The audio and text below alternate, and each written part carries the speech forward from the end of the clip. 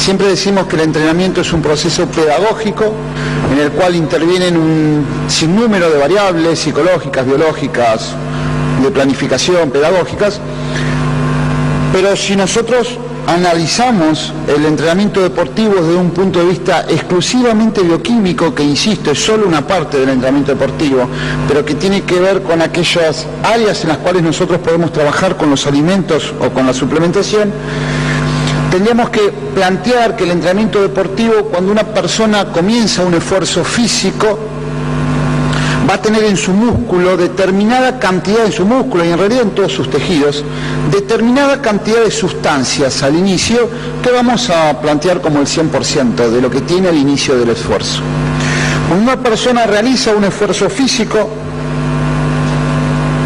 no solo va a utilizar gastando sustancias energéticas, sino que además todas las estructuras funcionantes del músculo, desde los transportadores de membrana, miosina, actina, todas las moléculas, todas las sustancias que existen en el músculo, van a presentar una tasa de ruptura. Siempre que nosotros hacemos un esfuerzo físico, hay sustancias que se utilizan básicamente como combustible y sustancias que en el funcionamiento tienen tasas de ruptura. De tal manera que al fin del esfuerzo físico, la cantidad de ese combustible y la cantidad de esas sustancias que se utilizan van a tener en menor cantidad que al inicio del esfuerzo físico. Las sustancias que rompemos o que gastamos son solo aquellas que utilizamos y no se utiliza todo el músculo en forma general, sino que se utiliza el músculo en forma absolutamente específica para el tipo de movimiento que hemos desarrollado. De tal manera que al final del esfuerzo entramos en un proceso donde el músculo y en realidad todos los tejidos corporales intentan no solo recuperar la pérdida, no solo compensar la pérdida, sino inclusive compensar de más, en lo que se conoce como la curva de supercompensación. De tal manera que en esta síntesis de sustancias vamos a tener en el músculo, al final del proceso de recuperación, más cantidad de la que teníamos al inicio del ejercicio. Sobre esta curva de supercompensación es sobre la cual nosotros vamos a actuar desde la suplementación deportiva, básicamente de tres maneras. La primera manera es lo que consideramos como un efecto anticatabólico: disminuir la ruptura de sustancias después de los esfuerzos. Es decir, que al nosotros tener algunas sustancias que nos permiten no romper nuestro propio músculo, ese esfuerzo se va a prolongar en el tiempo. Esto básicamente lo utilizamos en los esfuerzos de larga duración. El segundo mecanismo sobre el cual actuamos es sobre acelerar y aumentar los procesos de supercompensación. A partir de un esfuerzo físico, la cantidad de sustancias que se van a sintetizar dentro del músculo van a ser mayores en la medida que nosotros podamos incorporar en el posesfuerzo sustancias que no solo faciliten la síntesis de los tejidos celulares, sino que además produzcan algún cambio en las secreciones hormonales que nos permiten entonces facilitar los procesos metabólicos. Finalmente, hay algunas sustancias que las vamos a utilizar para que aumente el nivel de concentración al inicio del esfuerzo. Digamos que una persona inicia un esfuerzo, la cantidad de sustancias que tiene en su fibra muscular es mayor que es la que sería si no se suplementara. Básicamente, estos son los tres caminos más importantes que nosotros utilizamos con las suplementaciones, con las sustancias ergogénicas o la suplementación nutricional. Obviamente, cuando uno superponemos cargas de trabajo, acá hay una carga de trabajo, recuperación, carga de trabajo, recuperación, carga de trabajo, recuperación, lo que vamos a hacer entonces es el proceso de adaptación al esfuerzo físico. Insisto, esto se produce tanto en deportistas como en no deportistas, pero de esta manera vamos a ir aumentando la capacidad de rendimiento físico de esa persona, insisto, sea para salir campeón olímpico o simplemente sea en la tercera edad para levantarse de una silla.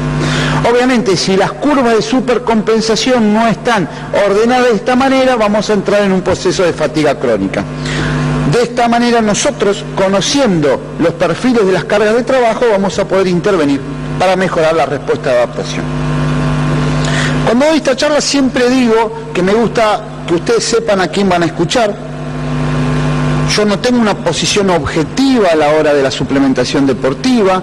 Hace más de 15 años que utilizo suplementos nutricionales y nosotros consideramos los suplementos nutricionales como la cuarta pata del rendimiento físico, junto con el entrenamiento, el descanso y la alimentación.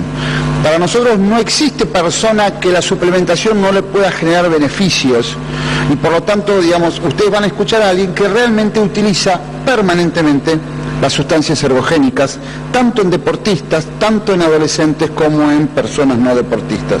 Y la verdad que la suplementación se encuentra en el mundo, sobre todo hace 10 años, como ante el espacio, digamos.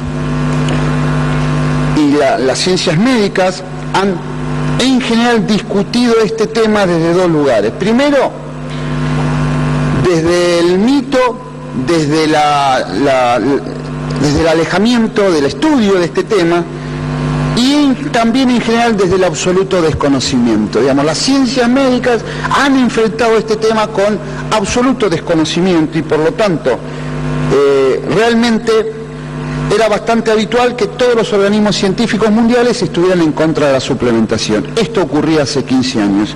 En los últimos 5 años en el mundo ha habido un enorme cambio, una enorme revolución, y hoy la verdad que las evidencias científicas ya abundan en la literatura tradicional y alguna de esa evidencia es la que hoy vamos a ver.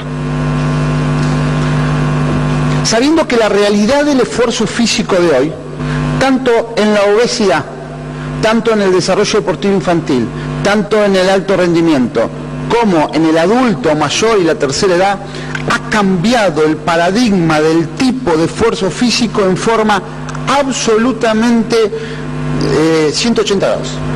Todo lo que decíamos hace 15, 20 años, todo lo que a mí me enseñaron hace 15, 20 años, es exactamente lo opuesto de lo que hoy se dice en la bibliografía internacional. Cuando antes hablábamos todo el tiempo de que el ejercicio saludable era un esfuerzo en meseta, un esfuerzo sin detención, sin cambio de ritmo, de baja intensidad y sin alta intensidad inicial, digamos, el famoso caminar 40 cuadras, era la base del desarrollo físico, no solo en el deporte, sino en las poblaciones sedentarias. Hoy, el nuevo paradigma del esfuerzo físico, todas las evidencias mundiales, hay un acuerdo absoluto en este tema, hablan de esfuerzos asociados al juego, a la alta intensidad, a la multivariedad de estímulos, a la multivariedad de gestos, buscando la permanente ruptura de la adaptación para alcanzar niveles superiores. Eso que antes decíamos, la regla de la actividad física luz para la obesidad es el esfuerzo de baja intensidad y prolongado en el tiempo, no tiene absolutamente nada que ver con lo que hoy se hace en todo el mundo. En todo el mundo, en el avance de la información, de la tecnología asociada a la práctica de esfuerzo físico. Ya hoy, pensar en la base del desarrollo de un ser humano como la fuerza y la coordinación, acá ven una persona absolutamente clara en la edad que tiene, el desarrollo de masa muscular, el desarrollo de estabilidad y el desarrollo de la flexibilidad como base de la actividad física saludable. No se entiende hoy ni los planes de adelgazamiento ni los planes de la tercera edad, sino esos esfuerzos de mayor intensidad cuyo objetivo sea el desarrollo de la fuerza y la masa muscular. En todos los sentidos, en todos los deportes. Cuando hasta hace poco tiempo hablábamos de que la actividad física tenía que ver con velocidad de carreras estables, hoy todas las investigaciones hablan, en este caso, una investigación que hacemos nosotros en el Club Boca Juniors, en el cambio permanente de dirección. Esto es un estudio con GPS, donde lo que ven es las velocidades, donde son todos esfuerzos cortos y repetidos. Y salimos del esfuerzo largo, estable y suave para el esfuerzo intenso, corto y repetido. En todas las áreas, quizás a excepción en algún sentido de los deportes de muy larga duración, como la maratón como eje, pero digo, en la mayoría de las actividades, en el 99% de la población, el esfuerzo intenso, corto y repetido es hoy la base de la actividad física. Acá ven un minuto de actividad física en un juego y ven cómo va cambiando en los procesos de aceleración y desaceleración un jugador. Cómo la alta nivel de exigencia muscular es la base hoy es la base. En las aceleraciones y desaceleraciones es la base del esfuerzo físico. Para aquellos que no están acostumbrados, traje algunos videos. Esto es hoy entrenar la resistencia, repetir bloques de trabajo sistemáticos de alta intensidad muscular. Esta es la resistencia de hoy. Ya no es más correr alrededor de una cancha, correr alrededor de una pista o correr en Palermo. Hoy la resistencia se trabaja de la permanente acumulación de esfuerzos cortos repetidos de alta coordinación. La fuerza es la base de la resistencia entendida hoy. Acá ven los Pumas, pero está de 70 años. Si no tiene fuerza en su tronco no puede caminar, porque tendrá problemas articulares, problemas tendinosos. Hacia ese lugar va hoy, y hoy obviamente nosotros nos acomodamos. El desarrollo deportivo de alto rendimiento pasa por ejercicios de altísimo nivel de explosividad, de altísimo nivel de requerimiento neuromuscular y obviamente de altísimo nivel de requerimiento del propio músculo, y ante eso nosotros tenemos que acompañar este proceso. Si no, nuestros atletas no alcanzan su máximo rendimiento.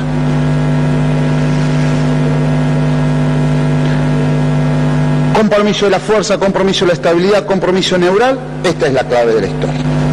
En función de esto, obviamente ustedes conocen perfectamente las definiciones, estas son definiciones muy simples, como comparación, entendiendo por utilización de sustancias ergogénicas, sustancias extraídas de los alimentos naturales que no generan ningún tipo de efecto adverso y que por supuesto no están en la lista de sustancias prohibidas de la WADA.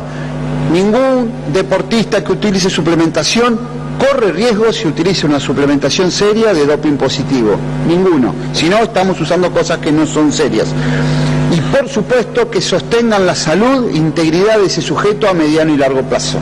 Ningún suplemento puede tener riesgos, ni siquiera riesgos de sufrir problemas de salud. Por lo que para nosotros la dieta equilibrada y completa no alcanza, no es suficiente, no le da todas las necesidades que un deportista tiene. Cuando hablo de deportista hablo no solo de alto rendimiento, también de deportistas recreacionales. Obviamente la suplementación y el doping no solo no son lo mismo, sino que representan puntos absolutamente contrarios. Para nosotros la suplementación, la utilización de sustancias ergogénicas es la barrera del doping. Es lo que usamos para que no haya riesgo de utilizar sustancias dopantes y que obviamente producen trastornos de la salud. La suplementación no produce ni falta de sueño ni ningún tipo de adicción. Por ahí anda mi hijo de 9 años que come barras proteicas sin ningún tipo de problema, porque son extractos de leche. La suplementación y los anabólicos no solo no son lo mismo, sino, insisto, representan condiciones hasta filosóficas absolutamente contrarias. Hoy se considera la cuarta pata del rendimiento deportivo junto al entrenamiento, el descanso y la dieta. Si alguien entrena mal, deberá entrenar bien. Si alguien no duerme, deberá dormir. Y si alguien come mal, hay que corregirle la alimentación. Cuando estas tres cosas están bien, ahí lo suplementamos. No suplementamos porque come mal. No es ese el motivo de la suplementación. Eso es un error. No debe, insisto, producir efectos adversos ni a corto ni a largo plazo. Debe ser inocua. Hoy el suplemento es un elemento no solo primordial para el deportista y el sedentario, sino lo utilizamos en el tratamiento de un montón de enfermedades, cáncer, cardiovasculares, neurodistrofias, un montón de enfermedades que los suplementos ergogénicos nos permiten mejorar su calidad de vida. Y ya tenemos hoy abundante evidencia científica. Si había una entidad contraria a la utilización de sustancias ergogénicas, era el Colegio Americano de Medicina del Deporte. Decía que no servían para nada, que lo que usaban los entrenadores no servían para nada. Hoy, en una posición oficial del Colegio Americano de Medicina del Deporte, en el año 2009, marzo del 2009, habla de la elección de suplementos y la utilización de sustancias ergogénicas, obviamente hablando de la necesidad de que sean seguras, eficaces, potentes y legales. Pero ya todas las entidades científicas mundiales de la ciencia del deporte, la Sociedad Internacional de Nutrición Deportiva, habla de la lo indispensable de utilizar este tipo de sustancias, insisto, tanto para el deporte como para la actividad física, para la salud. Pero además nos encontramos con estas situaciones. En Estados Unidos, acá tienen la cita, el 88% de los deportistas universitarios utilizan suplementos dietarios. El 58% de los estudiantes secundarios utilizan suplementos dietarios en todo el mundo. Esta es una cita americana, pero en todo el mundo ocurre lo mismo.